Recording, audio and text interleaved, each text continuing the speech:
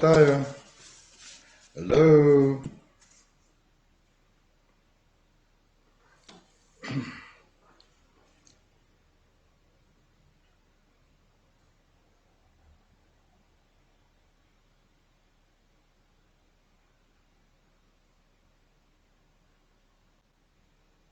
Hello.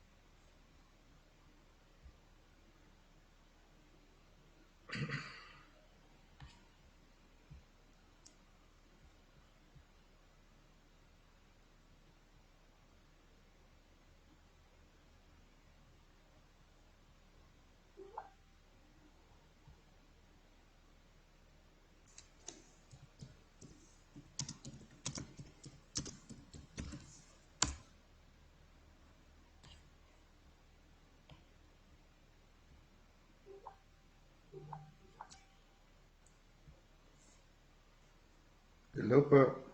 Yan.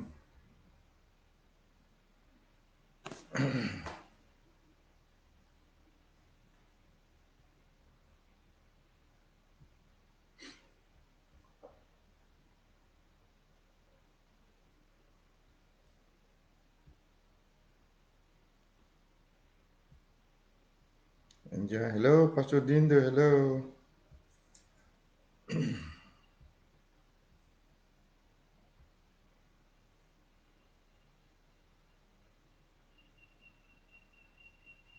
Paano ko kayo ipasa ito? Hindi ko yata may ipasa ang sarili kong video. Tingnan ko nga kung may ipasa.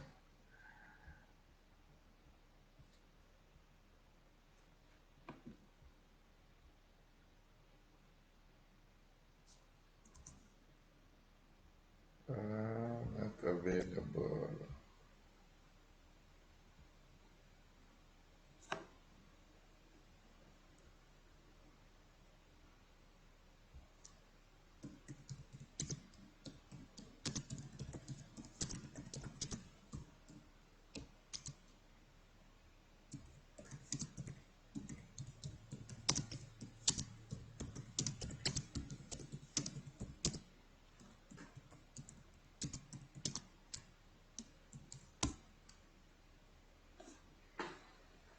All right.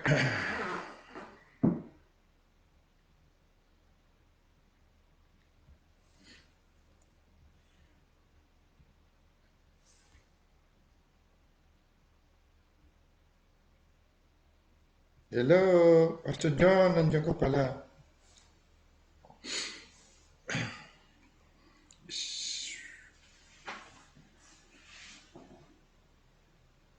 Ang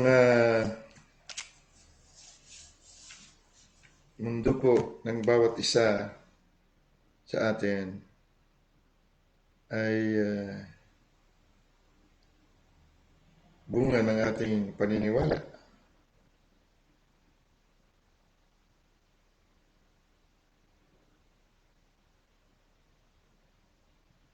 Paniniwala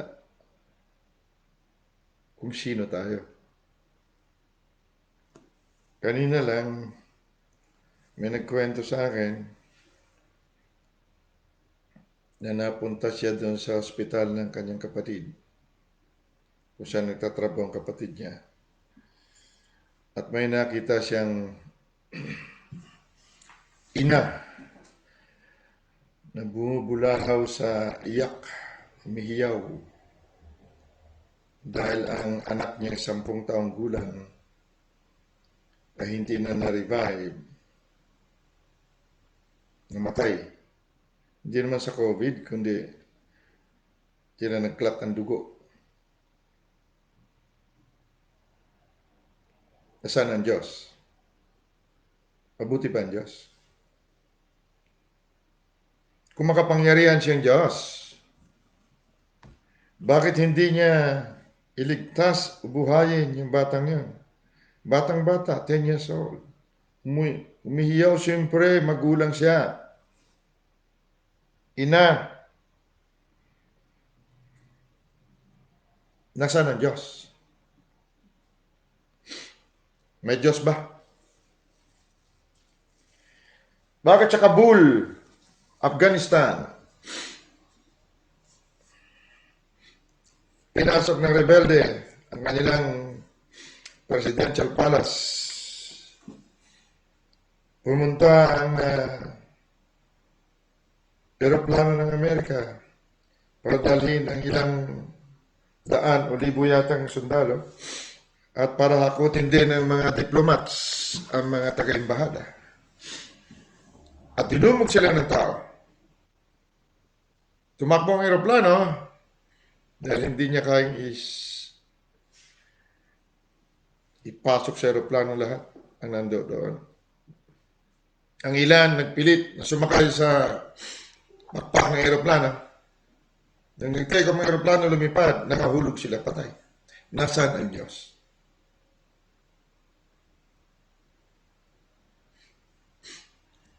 Nasaan ang mabuting Diyos ang sinasabing God is good?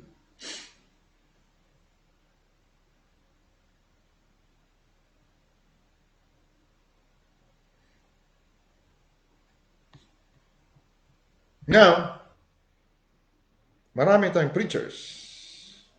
Isa na rin ako nung araw. Akala ko ganyan lang ang Kristyanismo. Ganyan ang Diyos. Kilala ko ang Diyos. Umaasa ako sa Diyos.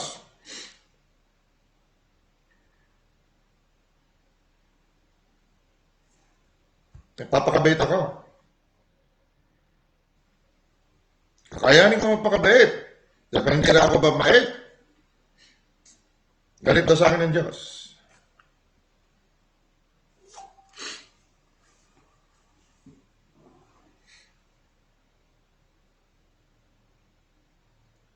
Naging Kristiyano ako. Nung araw, wala akong Diyos. Nung araw, laban kami. Ngipin sa ngipin. Nung naging Kristiyano ako, teka, bakit ganito? Nakinig ako sa mga preachers. Ang Diyos ganito. Magpakabay tayo, magpakabanal tayo. Dahil siya'y banal. Okay. So, dahil baby Christian naman ako, di sunod ako. Sana po na ako, teka. Marami kong kasamahan. Iniwan pa yung mga trabaho para mag full time daw sa Lord. Nangagutom sila. Mabait naman, pakabait. Sumusunod. Lalo sa pastor, maaga pala nandun sa church. Iniiwan na naman, kulang na lang iwanan ng pamilya. Para masunod ang sinasabi ng mga preachers natin, na unahin mo ang Panginoon. Hanggang sa napunta ako sa isang sekta, at bigla akong binaptize. Tapos nalaman ko doon sa baptism nila, malaking bahay, napakaraming workers, mga babae, nakaputila. May mga pamilya. Sabi ko, saan po kayo nakatira? Sabi niya, dito na po kami nakatira. Ah, di ba may pamilya ka ka? May asawa at anak ka? Saan sila? Nasa Albay daw. Oh, bakit po hindi kayo? Umuwi naman kayo doon palagi. Hindi po. Kasi ang sabi po ng Panginoon ay, pag hindi natin iniwan pamilya, ang ating ganito, ang ating ganyan, hindi tayo karapat dapat sa Kanya. Ay, ibig sabihin, iniwan yung pamilya nyo, ilang taon ng anak nyo? Ang bunso ko po, 5 taon. Ilang taon mo na din nakikita? Magdadalawang taon na eh. Ano? Bago ako, wala akong baptism. Galing ako Dubai, nakulong ako dun eh. Doon ako nag-Kristiyano. Pagdating ko ba naman sa Luneta, may nagpipis. Ganda, galing niya. Ano nagyaya, kung sino rin gusto sumama, bautismo, di ba bautismo ako, no problema. Pagdating doon, bautismo, ubad kami, bigyan kami ng robe na puti, may tagakanta, habang kami binabaptize, so okay lang. Wala man akong alam eh. Tapos nakausap ko nga, yung mga naroon. Doon ako nag-isip. Sabi kong ganito ang Diyos, ayaw ko ng Diyos na ito. Tuloy ako, okay. Napatunayan ko ngayon na, araw-gabi, tinatawagan ako. Sabi ko, may church po ako natin nandito, Christian din. Ay, iba po yan. Iba tayo. Nagduda na ako. May iba-iba pala. Iba sila. Kulang na sabi na walang kaligtasan dito na sa amin. Tapos nakita ko sila, namamalimos sila sa palengke. Pipris, namamalimos. Ang dumadaan mga jeep, meron silang ganun. Sabi ko, ba't kayo? Ba't kayo parang namimilit na bigyan kayo? Eh kasi kailangan nila ng supply eh. Pero kumakain sila doon. Iniwan pamilya ng mga yan. Mga 50 sila doon sa bahay niya. Sino pakakain sa kanila? Siyempre, magtrabaho sila, no? Magpalimos sila. Wala na lang pilitin ka. Ako, ba't ganyan ginagawa nyo? Eh, hindi ba nasa Bible yan? Di ba mayroong ganito si Judas, siya ang taga-kolekta ng ano? Eh, sa loob ko mga Judas ito. Sige na ko, tuloy ako! Kung may nawa ng Bible. Sabi ko, question na ako eh. Okay na ako. Biglang natanggal naman yung aking sigarilyo. Natanggal din ang aking inom. No? Maraming bisyo natanggal. Alright. Naglayag uli ako. Saan ako nakakapunta? Marami akong binabasa. Pero hindi ako satisfied. Sabi ko, saan ang Diyos? Ba't ganito? Kristiyano na ako, namatay ang dalawang kapatid. Binaral yung isa. Sinaksak niya isa, sabay namatay. Sabi ko, saan ang Diyos?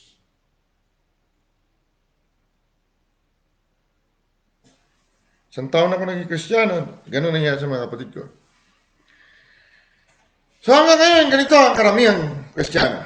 Hindi na unawan. Ang pangunawa natin, yung palindati, ay natin baguhin. Gusto ko pong makita natin, bago po tayo magpatuloy. Romans chapter 8.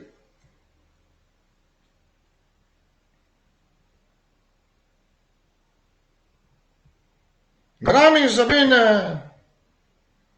pinahintulot na ng Diyos ito. Ito talagang Kristiyano. Kailan magkirot? Pag yumaman ng Kristiyano, makasalanan ka na.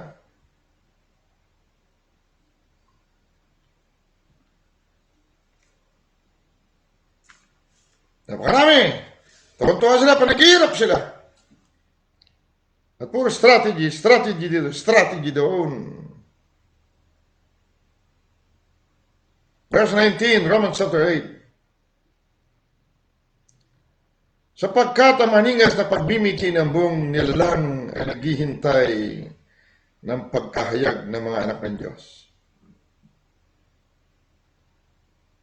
Sapagkat ang buong nilalang ay nasakop ng kawalang kabuluhan. Hindi sa kanyang kalooban, kundi dahil doon sa sumakop sa kanya sa pag-asa.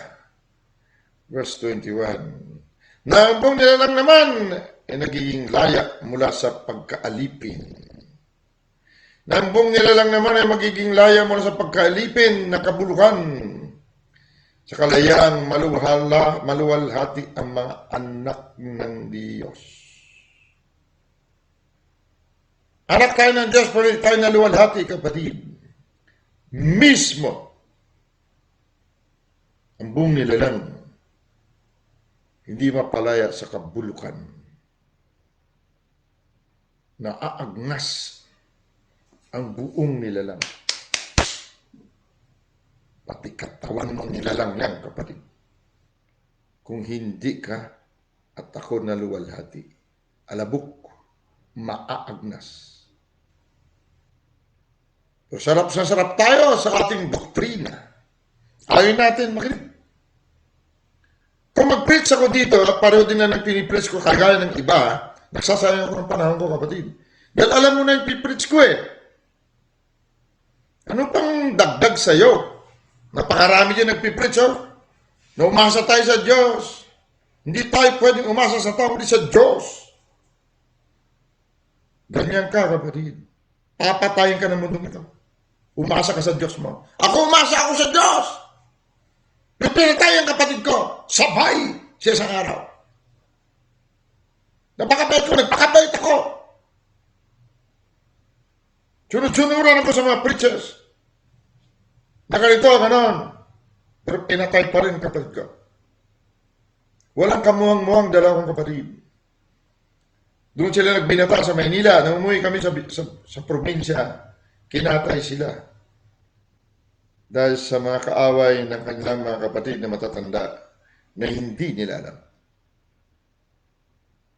Nasaan ang Diyos na inasahan ko? Verse 22, sapagkat nalalaman natin ng buong nilalang ay humihibik at nagdaramdam na may kahirapan na kasama natin hanggang ngayon.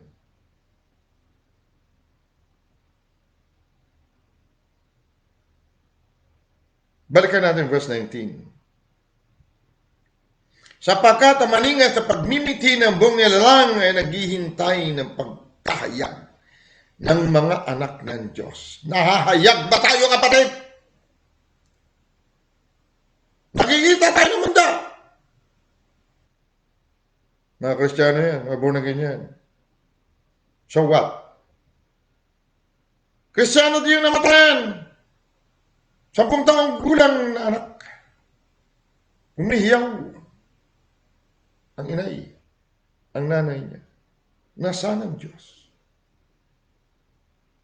Humihibik. Pero sarap na sarap tayo sa doktrina natin, ha? Pakita ko siyang tamang doktrina. Kung hindi umanguya ito, umalis ka sa Kristyanismo mo. Bumalik ka na lang sa dati. At mag-enjoy ka ng buhay sa mundo. Dahil kahit anong pagpapakabait mo, papatayin ka pa rin ng diablo ito. Pastor-pastor ka, nagugutom ka naman. Kulang na lang, mamalimos ka.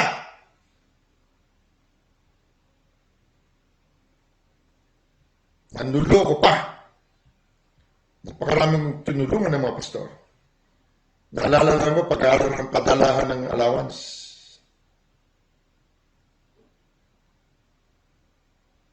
Pag-uli ko, sama ko siya sa seminar. Okay lang, amen, amen din sila. Pero kinabukasan malaman mo ang doktrina yun pa rin. Hanggang ngayon, 10 taon na mahigit, gumagapang sila sa hirap. Nasaan ang Diyos? Dahil masarap ng pastor na naghihirap. Mga anak hindi nakapag-aral.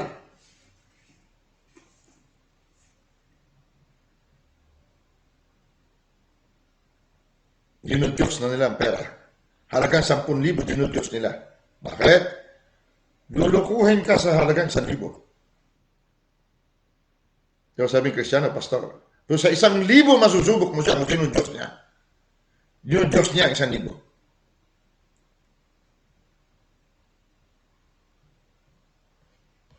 Tingnan mo. Tingnan natin kung mapaniwala natin. John chapter 8. Kung ituturo natin dito, ay narinig na natin at alam na natin, umalis na po kayo. Wala kayong pakinabang dito. Pero kung gusto mo makarinig ng iba, malay mo, may matutunan tayo.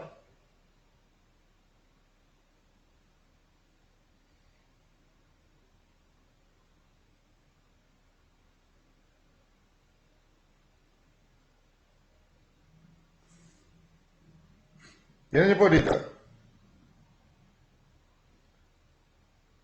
Chapter 8 ng Juan.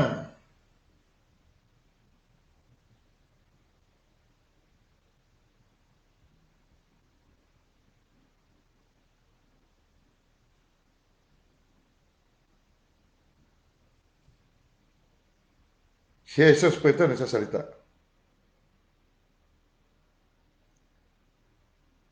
Pakinggan niyo po mabuti. Pag hindi ito totoo, sinungaling si Jesus. Verse 51. Marami nakikinig. Meron nakikinig, oh. Pero iwan ko kung mapaniwalaan niyo ito. Nakalungkot. Tingnan mo sa verse 51. Katotohanan sinasabi ko sa inyo. Kung ang sino man ay tutupad sa aking salita, ay hindi siya makakakita magpakailanman ng kamatayan. Ulitin ko. Si Jesus ang nagsabi, Verily, verily, I say unto you, if a man keep my saying, he shall never see death.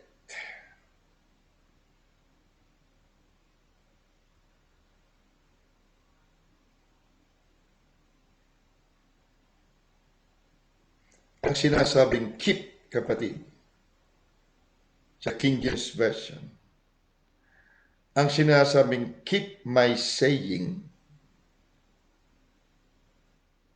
sa Tagalog ay tutupad ng aking salita. Ngunit sa King James Version, keep my saying. Si May, si Jesus, na si Kristo rin. Ang keep my saying, ang saying ay ang salita ng Diyos. Ang keep, ang mahalaga. Ganito sa Tagalog. Ang keep actually hindi tumupad. Sa Tagalog, you keep it. Itago mo, alagaan mo. Yung sinasabing keeping. Ngunit ang ibig sabihin dito, tereo, ito yung saan ka mang tumingin, ang nakikita mo ay ang salita ng Diyos. Ulit. Saan mo man ibaling ang iyong paningin, alam mo, lahat yan galing lamang sa salita ng Diyos. Wala yan dyan kung hindi yan galing sa salita ng Diyos. Kaya ganyan ang paningin natin dahil we keep. Walang laman ang ating kamalayan kundi ang salita ng Diyos.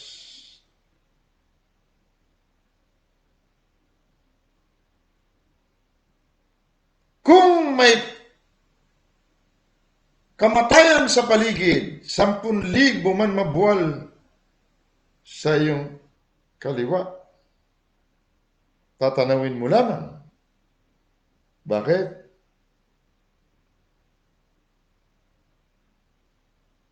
Sila ay hindi nag-keep ng salita ng Diyos. Paano ikikip?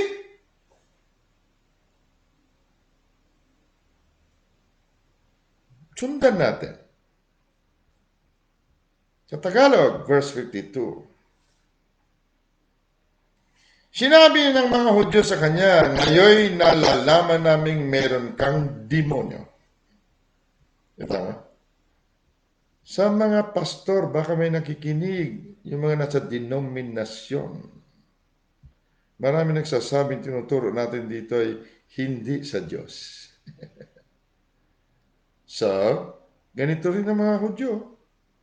Si Jesus mismo ito, sinabihan pa ng mayroon kang demonyo, namatay si Abraham at ang mga propeta. At sinasabi mo, kung ang sino man ay tutupad sa aking salita, hindi niya matitikman magpakailanman ang kamatayan.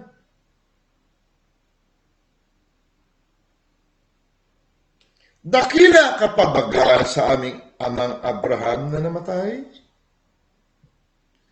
At nangamatay ang mga propeta? Sino ang pinalalagay mo sa iyong sarili? Ganito pagkasabi sa Tagalog. Mas magaling ka pa ba sa aming amang si Abraham? At sa mga propeta na namatay? Kung sila nga namatay, sino ka? Ano tingin mo sa sarili mo? Sino ka? Yan, marami sa ating ganyan. Pag tinuro na natin greater truth, sasabihin na nila, hindi naman ganyan turo eh. Hindi naman talagang ganyan eh. Sa amin sa Methodist, ganito yun eh. Ang layo naman yun. Kala mo, sino? Katao-tao mo lang eh. Sabihin mo, may buhay ka Diyos. Yan sa Bible. Sa amin sa Baptist eh, hindi kami speak in tongues eh. Kung anong pinagsasabihin nyo dyan. Sa amin sa mga born again eh, wala kaming ganyan turo eh. Born again naman kami. Kung ano sinasabi mo, dadagdagan mo, binabawatan ng Bible. Mga born again yan. Ha? Kristiyano. Huwag natin pag-usapan yung mga hindi si Kristo, Diyos sa kanila. Tayo na lang sana, mga anak ng Diyos. So, tingnan niyo, sabi ni Jesus. Sa verse 54, sumagot si Jesus, kung niluwalhati ko ang aking sarili, ang kaluwalhatian ko ay walang anuman. Ibig sabihin, may kaluwalhatian siya. Dito na tayo.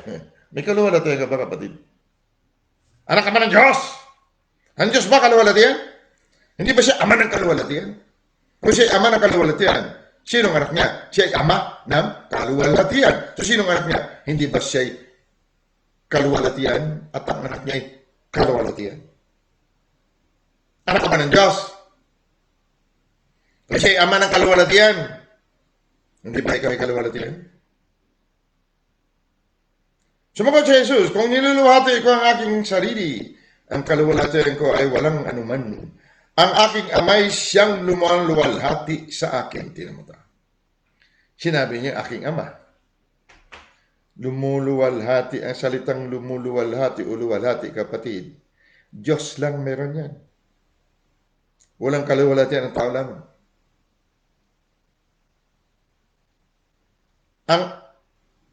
Ang aking amay siyang lumaluwalhati sa akin na tungkol sa kanya'y sinasabi ninyo na siya'y inyong Diyos. Diyos niyo ba? Sabi niya, ang ama ko. Siya lumaluwalhati sa akin. Anak niya ako eh. Naku, nagalit lalo ang Diyos. Tingnan mo, perspective. At hindi ninyo siya napagkilala, ngunit nakikilala ko siya.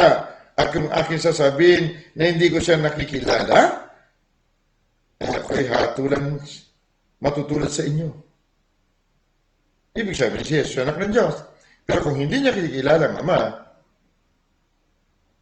matutulad daw siya sa iyo at sa akin. O matutulad siya sa tao lamang. Ulitin ko ha. Verse sa King James tayo. Yet ye have known him, but I know him. And if I should say I know him not, I shall be a liar like unto you. But I know him, and keep his saying. Tagalog. At hindi ninyo siya napagkilala.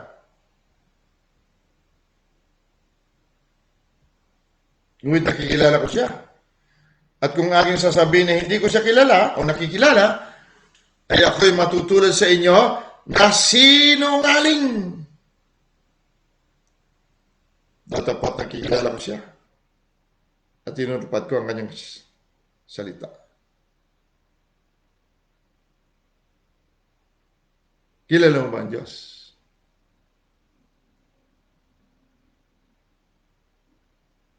Ba, pagkakilala natin yung alam ko rin noon. Ang diablo nga, sabi ni Santiago, kilala nila ang Diyos, nangangatagumpay. Kilala ba natin ang Diyos? Ang sabi niya, may relasyon ako sa Diyos. Yes, magandang simula. Pero hindi yan ang Diyos. Ang Diyos, kapag hindi nakikita sa mundong ito, sinungaling ka bilang anak niya. Ulitin ko. Sabihin natin anak tayo ng Diyos, pero hindi nakikita ang Diyos sa pamamagitan natin, sinungaling tayo. Yan ibig sabihin ni Jesus. Maging katulad ninyo ako sinungaling. Kung ang kaluwalhatian ng aking ama hindi nakikita sa akin. Kapag hindi nakikita sa akin kaluwalhatian ng ama, ang buong nilalang sa paligid ko, namimigati. Ang Diablo, kailanman, hindi siya magugulat sa akin. Dahil ako'y sinungaling. Kapag hindi ako naluwalhati ng Ama. Pag ang kaluwalhatian ng Ama ay hindi nakikita sa akin, magsisisigaw man akong ako'y si ganito, ako'y si ganon. May PhD ako sa reliyon. Sinungaling ka pa rin. Sino pagkasabi ni Jesus uli, basahin natin. At hindi ninyo siya napagkilala. Ngunit nakikilala ko siya. Kung aking sasabihin na hindi ko siya nakikilala, ay ako'y matutulad sa inyo na sinungaling. Datapat nakikilala ko siya at tinutupad ko ang kanyang salita. Verse 56. Nagalak ang inyong amang si Abraham na makita ang aking araw at nakita niya at natuwa. Teka. Sabi yung mga Hudyo sa verse 53, mas magaling ka pa ba? Mas nakila ka ba sa aming amang si Abraham na namatay? Dahil sinasabi mo pagka kinip, inalagaan namin ang iyong salita, hindi kami makakita ng kamatayan. Sino ka? Ano tingin mo sarili mo? Sabi. Kaya binanggit dito ni Jesus, nagalak ang inyong amang si Abraham na makita ang aking araw at nakita niya at natuwa. Kailan nakita ni Abraham? King James. Your father Abraham rejoiced to see my day. And he saw it and was glad. Matagal nang patay si Abraham, yung nagkatawang tao. Si Ayam, sa pamamagitan ni Jesus. Paano niya nakita? Kaya ang sinasabi ko, kung may nakikinig man na may focus sa kanyang Kristyanismo, ang Biblia po,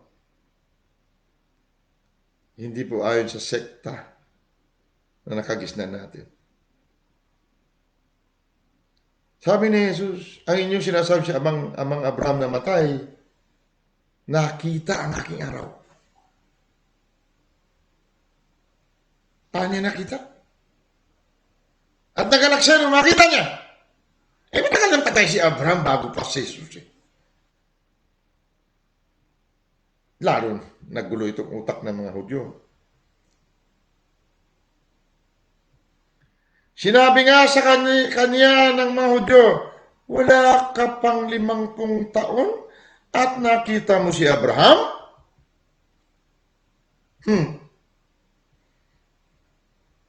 Ang sabi ni Jesus, nakita siya ni Abraham. Pero binaliktad nila kay Jesus, wala ka pa 5 taon, nakita mo si Abraham? Kita mo, hindi nakilala si Jesus. Ikaw rin at ako, hindi mo rin kilala si Jesus eh. Hindi rin natin kilala si Jesus eh. Ang sinabi ni Jesus, nagalak ang inyong amang si Abraham na makita ang aking araw. At nakita niya. At natuwa. Tapos nadinig naman naman yun. Wala ka pa 50 taon, nakita mo si Abraham. Hindi kasi nila kilala na Diyos ang kausap nila. Verse 58.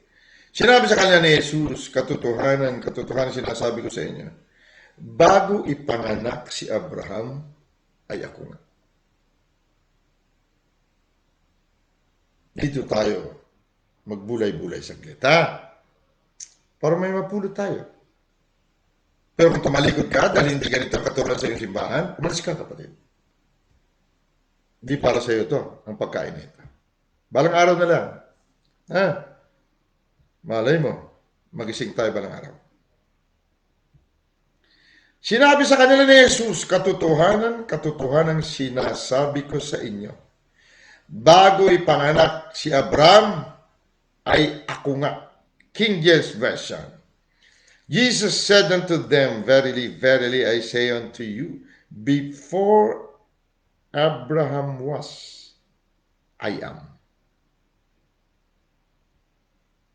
Ngayon, kung sisitasin natin ito sa ating kaisipang tao lamang, sasabihin natin, oo nga naman, bago pa si Abraham, ang Diyos na si I am na yun. So, nauna nga naman siya kay Abraham. So, kung si Jesus ay si I am, nauna nga naman siya kay Abraham. Yan natin pagkaunawa. Madali, di ba? Paano kung may ibang kaunawaan na pwedeng sabihin na bago pa si Abraham, siya ay si ako nga.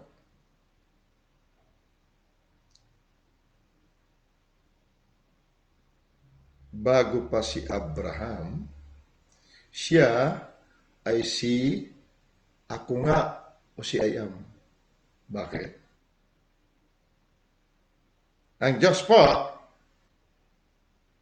sa mundong ito, ang Diyos ay iisang katawan. Ang Diyos ay iisa. Ngunit, si Abraham at ang Diyos nagkaroon ng kasunduan. Ngunit itong Abraham na ito, bago pa siya maging Abraham, siya'y si ako nga.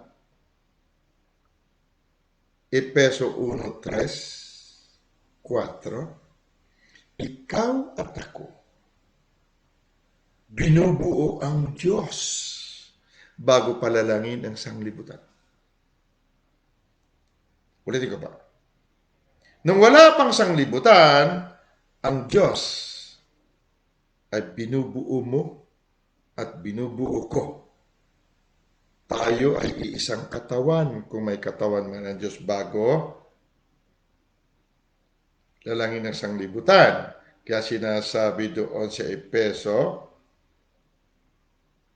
pinili niya tayo sa kanyang sarili. So, ang kanyang sarili, binubuo natin. Si Abraham, nasimula ng lahi ng mga bumubuo ng kapuspusan ng Diyos sa mundo, ay si ako. Ulit. Walang Kristiyano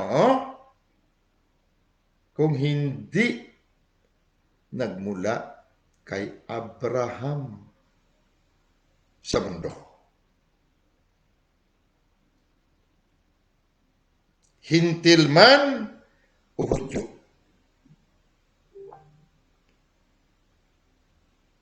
Kaya ang covenant, kasunduan, ay hindi pwedeng idaan sa iba.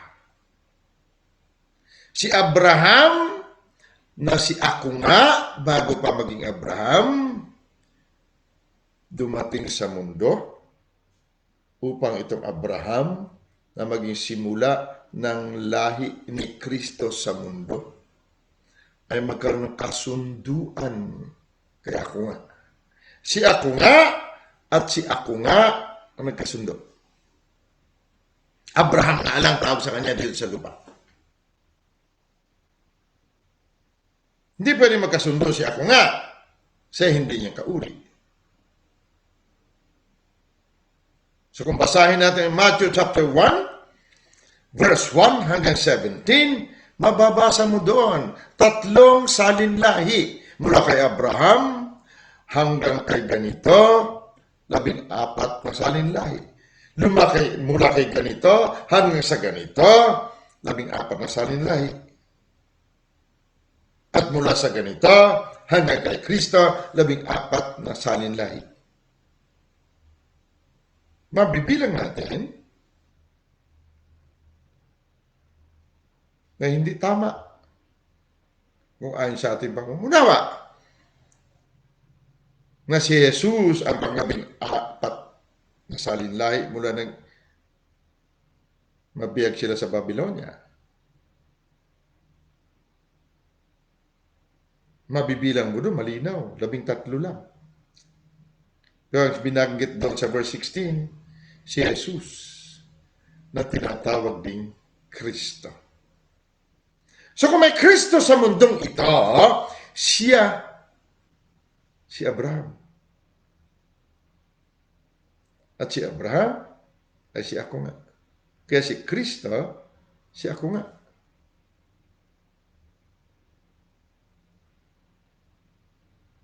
Ulit.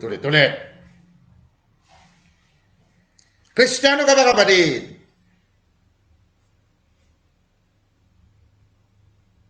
Pag Kristiyano ka, buhay mo Kristo. Basahin muna natin 58 hanggang 59. At sinabi sa kanila ni Jesus, katotohanan, sinasabi ko sa inyo, bago ipanganak si Abraham, ako nga! Nalo na galit. Verse 15. At sila'y nagsinampot ng mga bato upang ihagis sa kanya. Datapot nagtago si Jesus at lumabas sa templo. Hindi ganun pagkasabi sa King James. Then took they up stones to cast at him. But Jesus hid himself and went out of the temple going through the midst of them. And so passed by. Nagtago daw si Jesus. Tinago niya sarili niya and went through the temple. Went out of the temple, going through the midst of them. At lumabas siya sa templo sa pamamagitan ng kanilang kalagitnaan. At yun nga, dumaan. Sa oras, nagalit tayo sa salitang ikaw ang nakikitang ayam. Pinalalabas mo sa iyong katawan, templo, si ayam.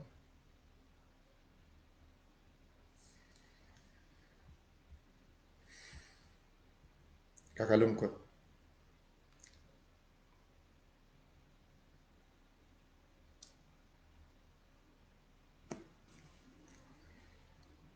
Sa oras na ikay Kristiyano,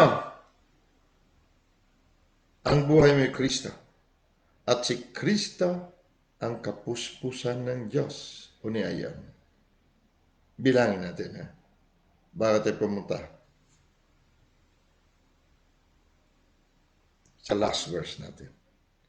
Matthew chapter 1. Mateo chapter 1. Ulitin natin ito kasi marami sa atin talaga. Bahala na dyan. Bahala na si Batman. O sige. Bahala na. Okay. Basta kung may Diyos ako, makasa ako sa kanya, hindi ako pabayaan. Sige. Tingnan mo.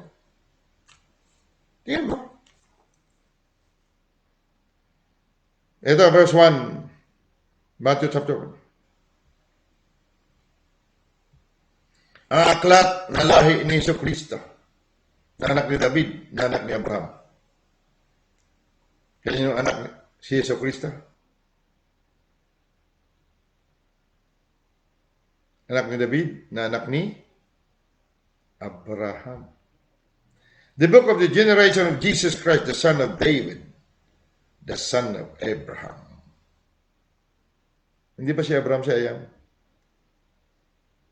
Pero bago pa si Abraham, si Ayam muna siya.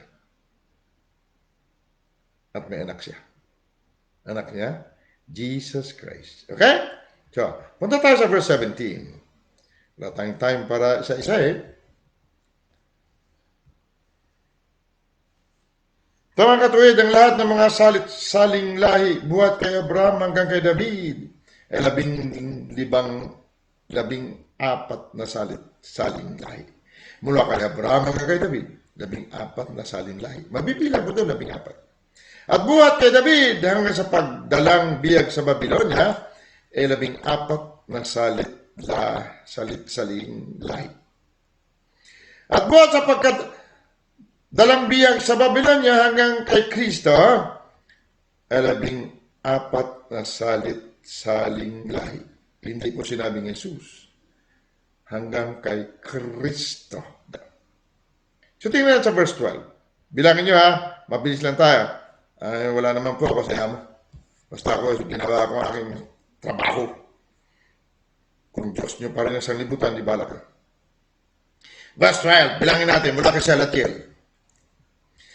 At pagkatapos ng pagkadalang bihag sa Babylonia na naging anak ni Hinokias sa Salatiel. Okay, number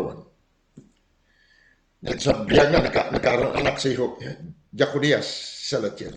At ang anak ni Salatiel si Zerubbabel. Dalawa na. Verse 13, at naging anak ni Zerubbabel si Abiud. 3. At naging anak ni Abiud si Eliakim. 4. Naging anak ni Eliakim si Azur. 5. Verse 14. At naging anak ni Azur si Saduk. 6. At naging anak ni Saduk si Akim. 7. At naging anak ni Akim si Eliud. 8. Verse 15. At naging anak ni Eliud si Eleazar. 9. At naging anak ni Eleazar si Matan. 10. At naging anak ni Matan si Jacob. 11 na. Verse 16. At naging anak ni Jacob si Jose, na asawa ni Maria. 12. Na siyang nanganak kay Jesus. 13. Na siyang tinatawag na Kristo. 14. Sino si Kristo? Na may katawan sa mundong ito. Lalahi ni Abraham. Sino may katawan? Hindi ba ikaw ang buto at laman ni Kristo? Sino ka? Sa mundong ito. Walang ibang kinatawan si Ayam. Hindi siya nakikita kay Jesus lamang. Dalawa na si Jesus. Umakyat na sa Ama. Hanggang ngayon,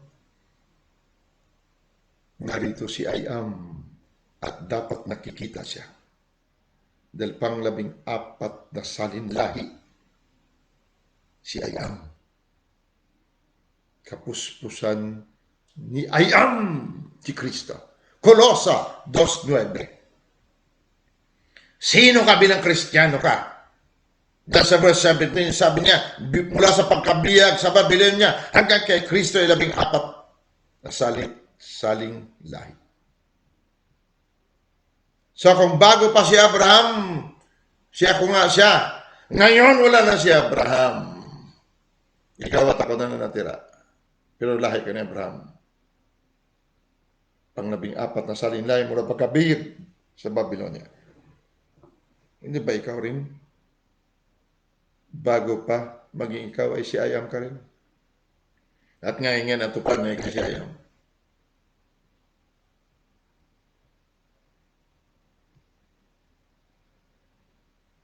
Balikan natin sinabi sa Juan chapter 1. Tatapusin natin dito.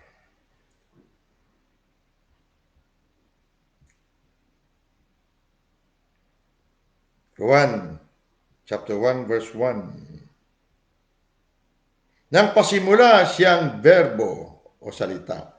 At ang verbo o salita ay suma sa Diyos. At ang verbo o salita ay Diyos. Ang Diyos ay si I Am. Ang salita ay si I Am. Verbo tawag dito. Ito rin ang pasimulay sumasa Diyos. In the beginning was the Word, and the Word was with God, and the Word was God. The same, or the Word, was in the beginning with God.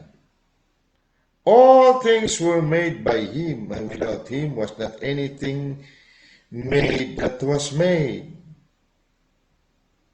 Lahat. Tingnan sa Tagalog. Ang lahat ng mga bagay ay ginawa sa pamamagitan niya. At alinman sa lahat ng ginawa ay hindi ginawa kung wala siya. Ang lahat ng mga bagay ay ginawa. Ibig sabihin nagawa na. Ang lahat ng mga bagay. Marami pang mga bagay na hindi nakikita sa mundo.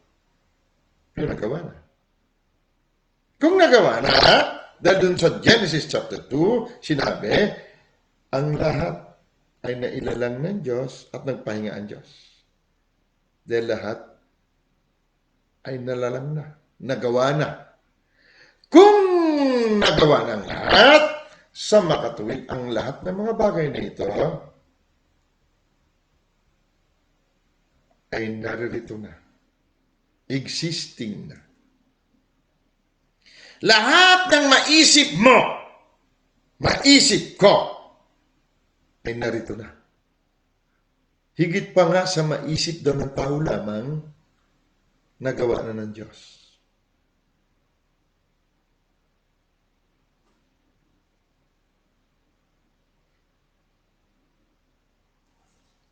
So mayroon bang hindi pa nagawa? Ngunit ang sabi, basahin natin mabuti. Ang lahat ng mga bagay ay ginawa sa pamagitan niya. Sino siya? Ang salita. Sino ang salita?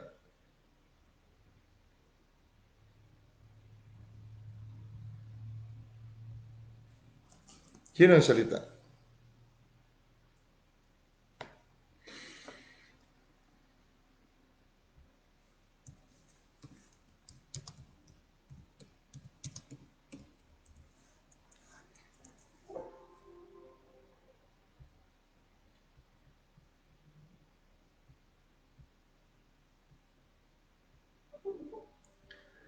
Wala raw nalalang nagawa o ginawa na hindi sa pamagitan niya. Sino niya? Ang salita. Ang salita. Nagkatawang tao ang salita. Tinawag si Jesus na si Kristo rin. Siya ang pang-14 na salinlahi. At si Kristo o si Jesus na tinatawag din Kristo ay ulo ng katawan. Sino ang katawan? Ang church, ikaw at ako. Ang tawag sa atin, Kristiyano. Now, kung ang mga Kristiyano ay hindi nahayag sa mundong ito, may nailalang ba? Ulit. Ikaw at ako ito, kapatid. All things were made by Him. Sino si Him? In the beginning was the Word. Ang Word. Sa verse 14, ang Word na ito nagkatawang tao. In Him was life, and the life was the light of men. Verse 4. Ang lahat ng bagay, sabi sa Tagalog, ay ginawa sa pamagitan niya. Sino salita? Itong niya, salita. At alinman sa lahat ng ginawa na, nagawa na, ay hindi ginawa kung wala siya.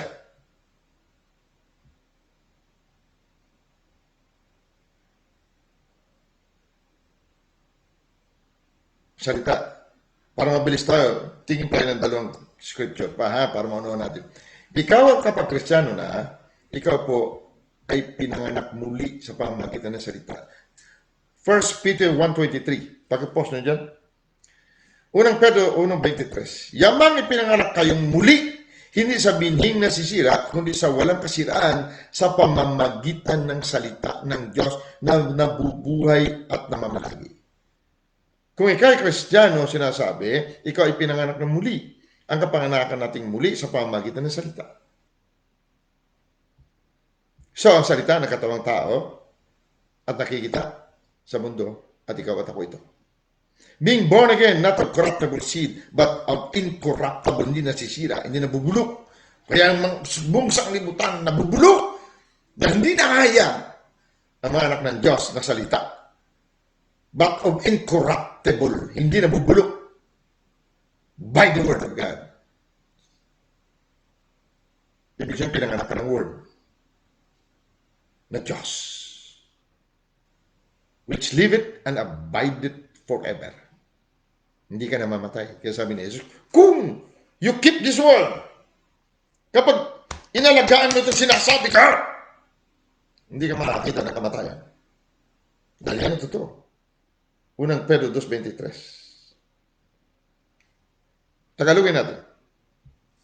Yung pinanganak kayong muli, hindi sa binhing nasisira, kundi sa walang kasiraan, sa pamagitan ng salita ng Diyos na nabubuhay at namamalagi. Nabubuhay, hindi namamatay. Balikan natin ang sinabi ni Jesus. Andito sa chapter 1, verse 3. Ang lahat ng mga bagay ay ginawa sa pamagitan niya, at alinman sa lahat ng ginawa ay hindi ginawa kung wala siya. Sino siya? Ang salita. Sino siya? Ang salita. Ikaw at ako na pinanganak ng salita. Dahil tayo ang kinakatawan niya. Hindi ba tayo ang kanyang katawan? Hindi ba tayo ang buto at laman ni Kristo? Na wala raw ginawa sa mundong ito. Kundi sa pamagitan niya na tayo nangahan. Lahat ng bagay nagawa na. Pero bakit hindi natin hawak? Bakit hindi man lang natin natatanaw? Hindi man lang natin naaamoy? Bakit? Papakulong tayo sa doktrina ng tao lamang. Sa pag-unawa sa Bible na mali. Maraming Kristiyano, kaawa-awa, umiiyak. Bakit kinuha ang kanyang anak? Patay. Sino ulit itong verse 3? Siya na ikaw na ngayon. Tingnan natin sa Genesis chapter 2. Kung anong ibig sabihin. At dito na magsara. Sana nga, may panahon kayo makinig. Ako may trabaho pa ako ngayon. Magdamag na naman. Kanina, alas 5 na ako umuwi. Tinawagan ako ng mga alas 7 ng gabi. Alas 5 ng umaga na ako nakauwi. Ngayon, tatawagan na naman ako. Baka in 1 hour, tawagan ako. Magdamag na naman. Baka alas 5 na naman. Pero kaya akong matrabaho. Pero kailangan ko rin mamahagi. Sa kasalukuyan, itong sitwasyon, pero hindi ako titigil. Pero makikinig na lang tayo. Natamad pa tayo na. Bahala ka sa buhay mo. Ayaw mo. Tingnan mo, chapter 2, verse 4. Ito, Genesis chapter 2, verse 4. Ito ang pinangyarihan ng langit at ng lupa. Nang likhain ng araw na gawin ng Panginoong Diyos ang lupa at langit. Verse 5. At wala pa sa lupang kahoy sa parang. At wala pang anumang pananim na tumutubo sa parang. Sapagkat hindi pa pinauulan ng Panginoon Diyos ang lupa at wala pang taong magbubukid ng lupa. King James Version. Verse 4. And these are the generations of the heavens and of the earth when they were created, in the day that the Lord God made the earth and the heavens. Verse 5. And every plant of the field before it was in the earth. Before. Wala pa raw ang bawat pananim sa lupa. Akala ko ba sa Genesis 1 verse 11, nalalang na ang lahat ng pananim? Balikan mo Genesis 1, verse 11. Tapos balikan natin yun. Ito ang type ng shadow And God said, let the earth bring forth grass. Tagalog din nga natin. At sinabi ng Diyos, sibulan ang lupa ng damo, pananim, na nagkakabinhi at punong kahoy na namumunga ayon sa kanyang pagkakahoy, na taglay ang kanyang binhi sa ibabaw ng lupa at nagkagayo. Nagkagayo. It was so. Nangyari. Naroon! Ang kakahuyan na namumunga nasa lupa daw. Pero bakit doon sa Genesis chapter 2, verse 5? At wala pa sa lupang kahoy sa parang, grabe pa Tagalog, hindi pa naman, sino ba nag-translate? Inayos na lang sana na maayos, no? At wala pa ang kakahuyan sa lupa. Okay. Wala pa anumang pananim na tumubo sa parang, sapagkat hindi pa pinaulan ng Panginoon Diyos ang lupa, hindi pa pinauulanan. At wala pang taong magbukid ng lupa.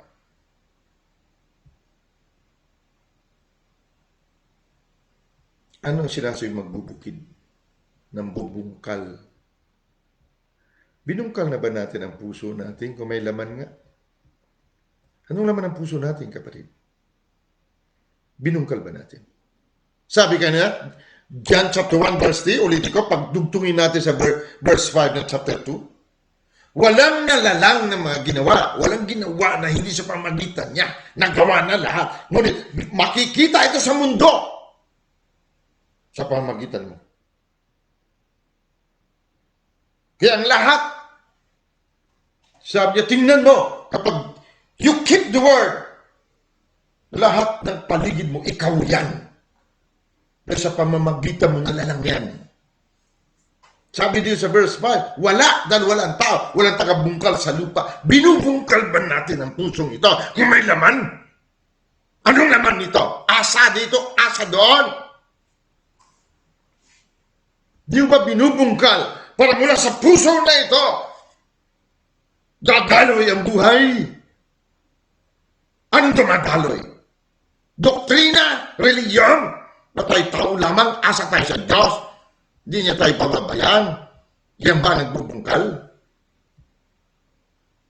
Sino ang magbubungkal o farmer na sinasabi niya, hayaan mo yan, tutubo yan dyan. Hindi ko bubungkalin yung palayan ko. Tutubo yan. Hintay lang ako dito. Nakakita ka na nga? Umanay siya ng paray. Hindi siya nagbungkal. Kapatid, iwan mo yung doktrina mo. Papatayin ka niyan, kapatid. Sabi ni Jesus, ikaw at ako, si ako nga. Tayo ang nakikita na katawan ni ako nga. At walang nalalang na nailalang na wala sa lupa. Hindi makikita ng Kristiyano. Bakit? Ayaw niya bungkalin ang kanyang lupa. Walang tao sa lupa. Naglalakad ang mga Kristiyano, ngunit walang nakikita ang anak ng Diyos. Kaya ang buong creation is in travail. Dahil ang mga anak ng Diyos na nakikita. Makikita lamang anak ng Diyos pag binungkal mo ang lupa mo. Uulan! Ang banal na Espiritu bababa. Makita ang kaluwalhatian ng Diyos. At ang lahat na sinabi ng Diyos naroon na sa sangkalangitan sa Efeso 1:3, 4. Bababa. Basahin natin. 1 hour pa lang mayigit. Okay lang. Efeso 1:3, 4. Kung mabilis kayo mangunawa, maunawaan mo. Pero hindi, i-replay mo. Kung wala ka namang pakialam, huwag mo i-replay. At umasa ka. At sumama ang loob mo pag hindi ka natulungan. Hindi ba naman pastor yan? Dami niyang pera, hindi naman ako natulungan. Ba't kayo natulungan? Sarili ko nga, ayaw mo tulungan eh. Reviewin mo na itong video, ayaw mo eh. Tapos, aasa ka tutulungan kita. Eh, hindi ako ganun pastor. Bilyonaryo ako, hindi ka tutulungan. Sarili mo nga, ayaw mo tulungan eh. 30 pesos, mayroon ka naman, mag-load. Reviewin mo ito eh. Wala kang pakialam. Tapos, Pastor, mag-pray mo ako. Pray kita dyan. Hindi ako ganun pastor, ha? Tinutuluan kita. Ayaw mo? Ayaw mo tulungan sarili mo? Bahala ka. Ayaw mo bungkalin ng lupa mo. Problema mo yan. Diyos ka, hindi ka tutulungan. Ayun, patay ang anak niya, oh. Umihiyaw sa... Umihulhul. Bumubulaw sa iyak ang nanay. Natulungan siya ng Diyos. 10 taong gulang anak niya. Nasaan ang Diyos? Verse 3. Masahin mabuti, ha? Ayaw mo reviewin. Huwag kang umasa. Maging sa Diyos, hindi kanya matulungan. Bungkalin mo ang lupa mo para umulan ng pagpapala sa buhay mo. Puri nawa ang Diyos sa tama ng ating Panginoong Jesucristo na siya nagpala sa atin. Nagpala, tapos na. Nang bawat pagpapalang ukol sa Espiritu. Nasaan? Sa sangkalingitan kay Kristo. Sino si Kristo? Narito, buhay mo. Nasaan ang sangkalingitan? Na kay Kristo. Wala sa labas mo, nasa loob mo. Sabi niya, ukol ito sa Espiritu. Ukol ito sa Diyos. Paukol ito kay Ayam. Si Ayam at ang pagpapalang ito iisa. Pagkinip, nalagaan natin si Ayam na salita. Lahat na makikita mo si Ayam. Nasaan daw? Nasa sangkalangitan kay Kristo. Saan si Kristo? Sa labas mo? Umasa kay Kristo. Papatayin ka ng paniwala mo. Asan si Kristo?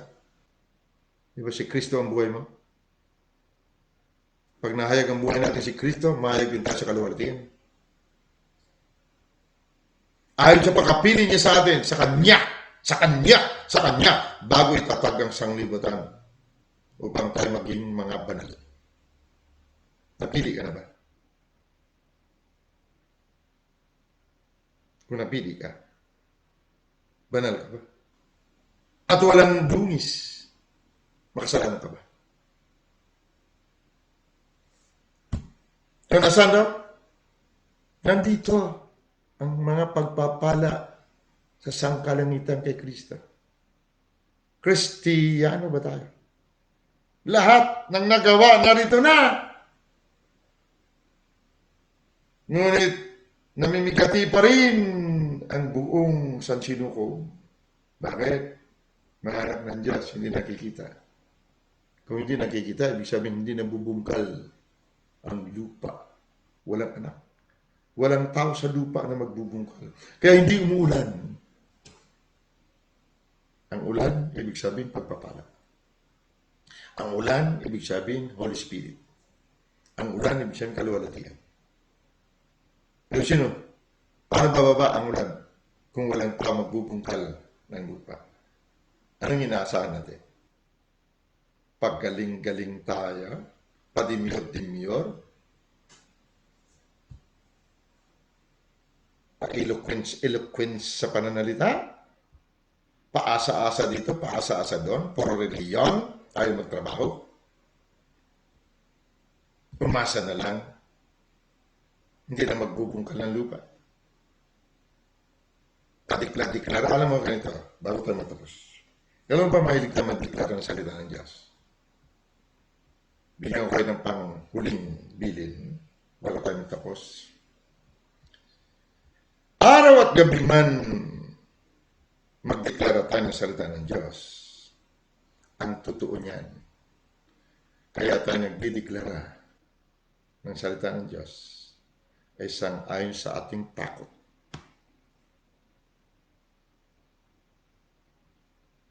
Pinagpala na ako. Lord, pinagpala na ako. Pero nakaugat yan sa takot. Nawalang-wala ka. Pinagaling na ako.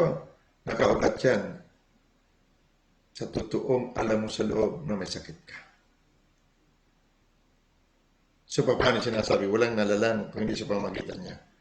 Juan 1:3. Bigyan ko ng tip bago tayo magsara. Ikaw at ako ang nakikitang ako nga. Ang deklarasyon na sinasabi ay walang kahirap-hirap. Hindi mo kaya ipagsigawan, ipag-fasting, hindi. Ang tunay na deklarasyon, kapatid, ay ang iyong pagkakilala sa sarili. Hindi mo na kailangan pangalandakan. Kung pagkakilala mo sa iyong sarili ay likas na makasalanan, hindi mo na kailangan ipangalandakan pang mamamatay ka. Dahil ang kabayaran ng kasalanan ay kamatayan. Hindi mo na kailangan pa mag-pray, pakahirap, iadya ka sama-sama, papatayin ka na masama. Bakit? Yan ang iyong kamalayan, pagkakilala sa sarili. Walang kahirap-hirap yun. Pagtingin mo sa sarili mo mahirap, hindi mo kailangan magpapakahirap ng salita na mahirap ang buhay. Matik yan. Kung anong pagkakilala mo sa sarili mo, ganyan ka. At ganyan, makikita mo, yan ang buhay mo. So, ano sinasabing tunay na deklarasyon? Kamalayan ng pagkatao. Consciousness of being. Hindi mo kaya madeklara, pinagpala ko. No. Lahat yan. Mula yan sa tao lamang na takot. Ulitin ko, pag sinabing nagdeklara ka, ito ay katauhan mo. Hindi ko kaya nideklara sa inyo na pangalan ko ganito. Ako ito eh. Baka niya nag-gets, ulitin ko ah. Ang tunay na deklarasyon, power of tongue, death, and life, ay ang pagkakilala sa sarili. Anong pagkakilala mo sa sarili mo? Yan ang tunay na paglalang. Pag sinabing, mayaman ako, katauhan yan. Pwede mo dapat sabihin, katauhan. Kahit na ano pang sabihin mo, uminom ka, sabi niya, kumain ka at uminom ka, pero wala sa puso yung sinasabi niya. Hindi yan. Panluloko lang sa sarili yan. Ang tunay na deklarasyon, ang tunay na creation o pag-create, sang-ayon sa pagkikilala natin sa ating sarili. In Him was life, and the life was the light of men. Nothing was made that was made. Kung wala siya, ikaw yan at ako, gano'n. Ginagamit ng diablo yan. Hindi mo kaya pangalandakan na may sakit ka. Kung pagkakilala mo sa sarili mo may sakit ka, hindi mo na kaya sabihin pa, magkakasakit ka. Ano pagkakilala mo sa sarili mo? Tao lamang, patay ka, kapatid. Sabi niya, keep my word, you will never see death. Ano pagkakilala mo sa sarili mo? Kaya ka ng COVID? Kaya ng kahirapan? Kaya ng sakit? Patay ka. Ang kagalingan, kapatid, karangyaan, mabuting lahat, ito ay katauhan. Hanggat hindi naging pagkatao natin, hindi natin nadideklara. Dahil nothing was made that was made. Kung hindi siya. Bago tayo magsara, balikan natin chapter 1 verse 3 ng John.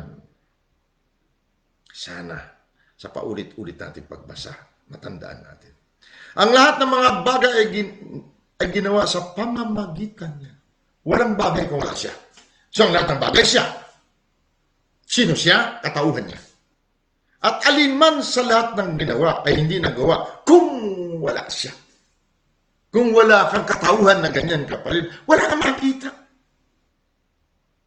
Sabi ng araw at gabi, pinagaling na ako. Pero kung hindi yan pagkatao mo, na. Sabi sa Proverbs 23:7, halika, uminom ka at kumain ka. Pero ang puso niya wala sa kanya. Ang lahat ng bagay na gusto mo, maging ikaw muna bago mo tagtan para bago mo makita. Gusto mo ng sakit, maging ikaw muna, kapatid. Gusto mo maghirap, maging ikaw muna. Kaya sabi nila, mahirap lang ako. May sakit ako. So ang kahirapan siya. Ang sakit siya. Kailang unawain natin. Ng tunay na kreasyon, paglalang, ikaw muna bago mo makita sa mundo. Kaya creation is in travail. Bakit? Ang mga anak ng Diyos hindi nakikita. Ang nakikita ay ang katauhan na nabubulok. Pero makikita lamang anak ng Diyos kung maging katauhan nila si I am sila. Hindi nila kailangan magpakahirap, kapatid. Pero matatrabaho ka, bungkalin mo lupa mo. Pag may nakita kang trabaho, may nakita kang negosyo, trabahoin mo. Bungkalin mo, ayusin mo.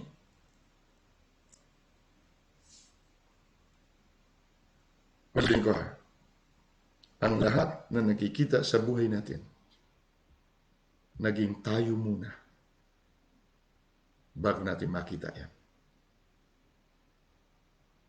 Hindi ka ba nga makamove on? Naging ikaw muna ang hindi makamove on bago yan mangyari sa buhay mo. Masakit ka ba? Ikaw yan. Bago ka magkasakit. Inangkin mo muna katauhan mo ay si sakit. Mahirap ang buhay? Ikaw muna yan bago maghirap. Naging katauhan mo muna ang kahirapan. Kaya mo nakita.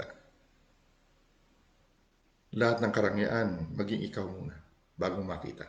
Lahat ng kagalingan, maging ikaw, katauhan mo muna. Dahil walang nalalang kung hindi naging katauhan muna. Okay? Oh, I hope may paliwanag ko pa. Father Almighty, salamat po.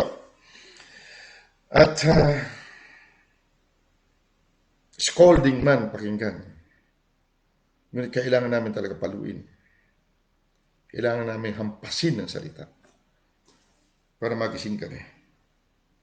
Iwan namin ang aming ama't ina, ang aming nakagisnan na doktrina upang makaisa namin ang aming puso na daluyan ng lahat ng uri ng buhay. Ama, salamat po. Aba, Daddy, bago pa kami bumaba sa lupa, ikaw kami. Pinili mo kami sa iyong sarili. Binaba sa mundo ito. At nagkatawang tao ka para kami magkaroon ng palitan. Magkaroon ng at-one-ment. Upang ikaw ay nakita sa mundong ito. May katawan ka. At makita ang wangis at katulad mo sa mundong ito upang ang lahat ng pagpapala spiritual na sangkalangitan na nakapaloob sa iyo ng buhay namin ay mahayag. Salamat, Ama, at patuloy na ang panggulay-gulayan ito. Sa lahat na nakikinig at makikinig pa, inihiling ko, Ama, ipaunawa sa lahat ito na hindi na magdadaraho pang paligid. Wala nang kabulukan sa amin at sa amin na sasakupan. Dahil ito ang iyong nais. At ito, bago palaling ang sanglibutan, sa pagpili mo sa amin, ang gusto mong makita. We bless you, we honor you, we magnify you. Abba, Daddy, we give you back the honor, the glory, and the dominion sa pangalan ng kapuspusan mo naming buhay, si Kristo Jesus. Amen. Angels of God again, we dispatch you. Go forth, bantayan ang video na ito at sa lahat na makikinig, buksan ang kanilang puso ng maunga ng gusto. In Jesus' mighty name, I dispatch you guys. Guys, pasensya na. Kung itong preaching ko minsan ay masakit. May kailangan natin magising. Hindi ko po kayo niyayaya sa lagi na dito kayo. Makinig na lang kayo at ipamahagi nyo sa inyong mga churches. Natutunan natin. Tapos na yung mga ganyang doktrina. Hanggat diyan tayo, kapatid, walang katapusan ng paghihirap. Walang katapusan ng kamatayan. Umalis tayo dyan. Unawain natin mabuti. Kung hindi ninyo maunawan mabuti, magtanong po kayo. Mag-PM lang kayo sa akin. O dyan, may mga pastor tayo, nakikinig. Masama man ang inyong pandinig, mabuti, gusto nyo linawin. Libre lang po. Wala dito offering na hinihingi. Kasi naipadala kayo sa akin ng ganito, ganun. No, okay lang. Basta may time ako, paliwanag ko. Amen? You bless, guys. Remember, nakikita na siya yung sa'yo. Kaya hindi na dapat mamigati ang lahat ng nilalang. Amen? Love you.